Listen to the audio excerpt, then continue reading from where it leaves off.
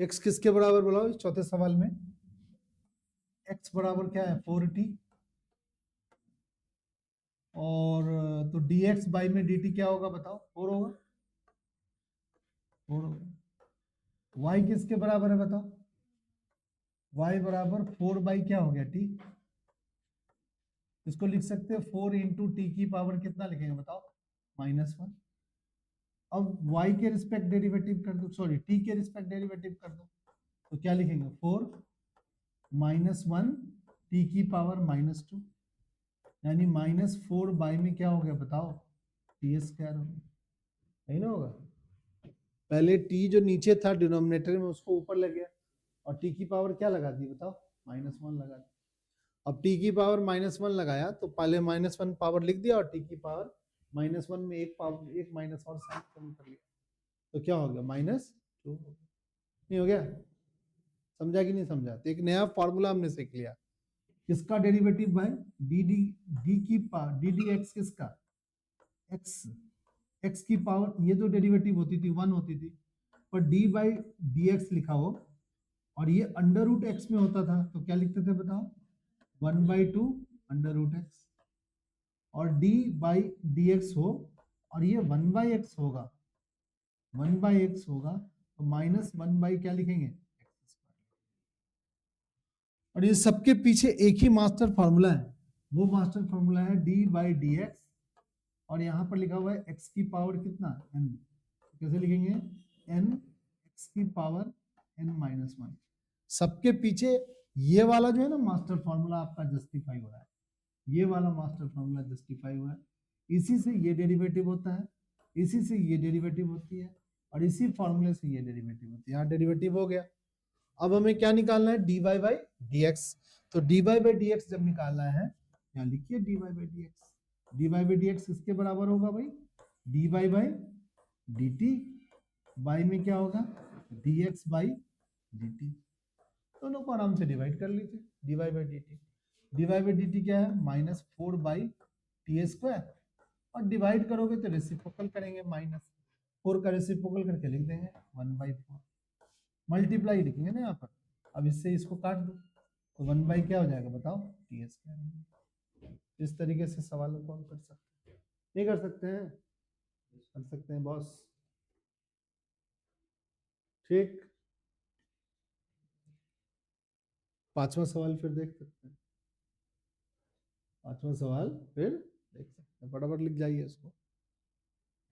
आ रहा है समझ में सही बच्चों को?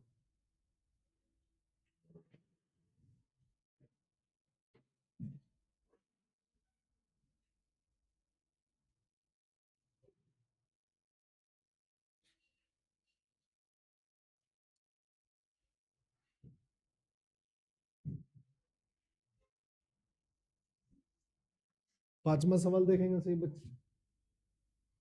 पांचवा में क्या, मेरे साथ लिखते चलेंगे पांचवा सवाल को। जैसे x को किसके रिस्पेक्ट डिफरेंशिएट करेंगे बताओ? थीटा, तो dx बटे में क्या लिखेंगे बताओ? D theta. कॉस का डेरिवेटिव क्या होगा बताओ? माइनस साइन थीटा, और माइनस कॉस 2 थीटा का माइनस साइन 2 थीटा, तो माइनस माइनस क्या हो गया? प्लस साइन 2 थीटा, और 2 थीटा का फिर क्या हो जाएगा डेरिवेटिव बताओ? 2 हो जाएगा। ठीक है, थोड़ा ठीक से लिख ले। तो माइनस का साइन थीटा, फिर प्लस का 2 साइन 2 थीटा, ये लिख लिया। अब उसी तरीके से dy बाई डी थीटा लिखेंगे, dy बाई डी थीटा, तो साइन का डेरिवेटिव क्या होता है बताओ? cos थीटा, और ये साइन 2 थीटा का क्या होगा? 2 cos 2 थीटा। अब हमें निकालना है dy बाई डी एक्स, तो dy बाई डी एक्स कैसे निकालोगे बताओ? dy बाई डी थीटा को डिवाइड कर देंगे किससे? बोलो, dx बाई डी थीटा। तो जो dy बाई डी थीटा की वैल्यू है वो लिख दो पहले, cos थीटा माइनस का 2 cos 2 थीटा, और इसको डिवाइड कर दो किससे? माइनस का साइन थीटा प्लस का 2 साइन 2 थीटा।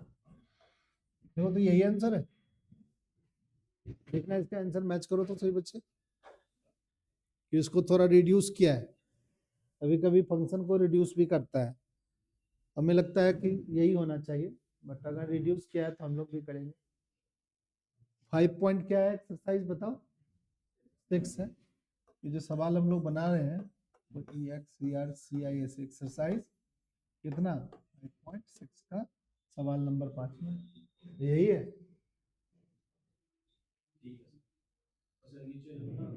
हाँ।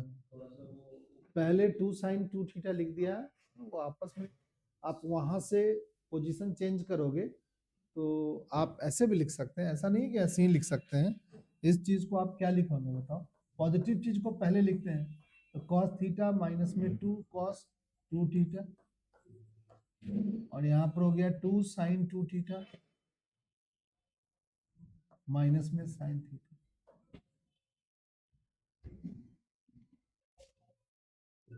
ये आप अगर ऐसे भी छोड़ के आएंगे ना तो ऐसा नहीं है कि आपको गलत कर देगा, बट आपको स्टैंडर्ड तरीके से प्लस को क्या लिखते हैं पहले और माइनस को क्या लिखते हैं बाद में, आप लिख सकते हैं। उसके बाद आपके पास छठा सवाल, छठा सवाल क्या होगा भाई, छठा सवाल सही बच्चे हमारे साथ देखेंगे, सही बच्चे बना भी सकते हैं खुद भी।